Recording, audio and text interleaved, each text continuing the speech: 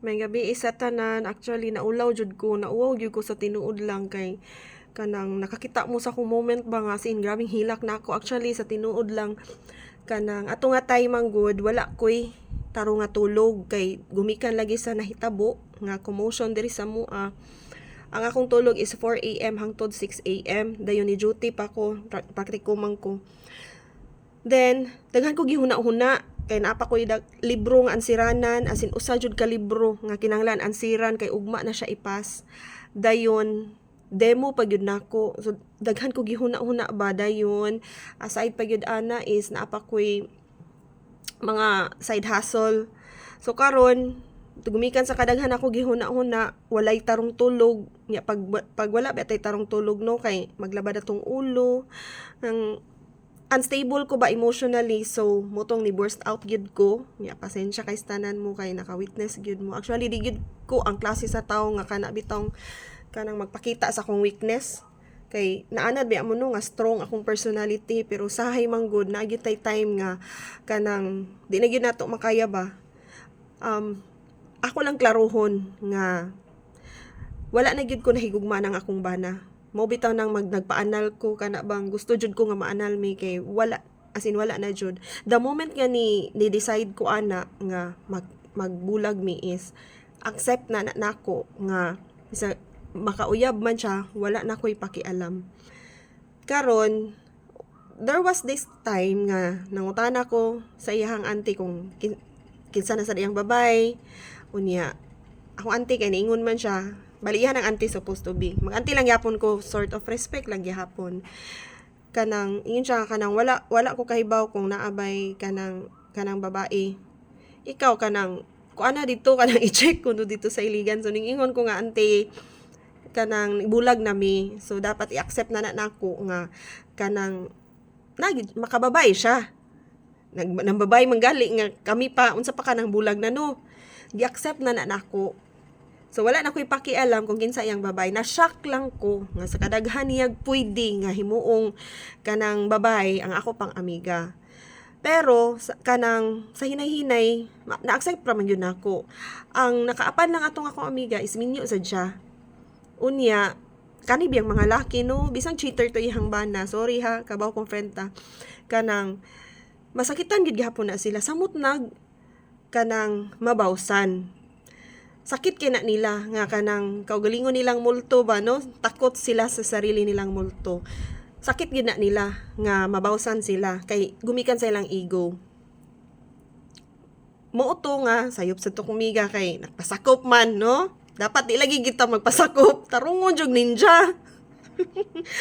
Bitaw sa tinuod bitaw no kanang wa man sad ko kasuway ana no, pero kanang mauto nga kanang okay ra gyud ko, okay ra ko ayon taon mo kabalakan ako. Sorry kaayo dili ko ka reply ninyo tanan. Daghan kay mong ni-message in taon ako nagpasalamat bay ako nga daghan day pud og concern ako no. Unya kanang daghan ning send og messages, salamat kayo ninyo.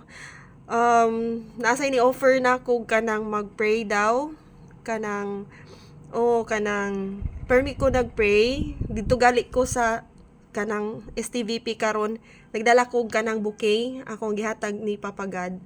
Unya kanang ika-Sunday na ami household sa handmaids, wala ko nagpabaya jud in terms of God, everyday ko nagpray. Unya manangpit jud ko niya permi. Dayon katulang jud nga time, sorry kaayo, katulang jud nga time nga nag-breakdown gyud ko kay wala na kaya.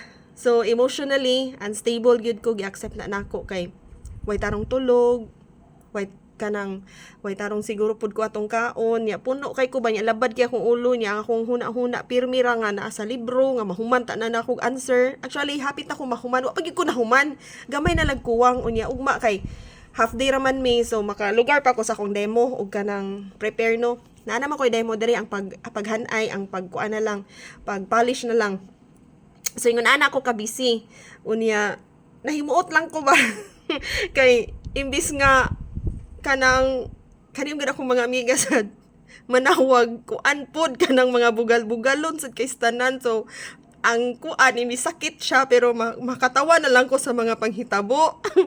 Kay aligri man sa jud siya kay kanang kita ba mga babae magninja naman na sa gani ayaw sa pupasakop po in town, my god, magpinarihan mo mas mga lalaki dali na kay mga sakpan bitaw no, advice kay kuno pero di man kay kanang mauli gina kanang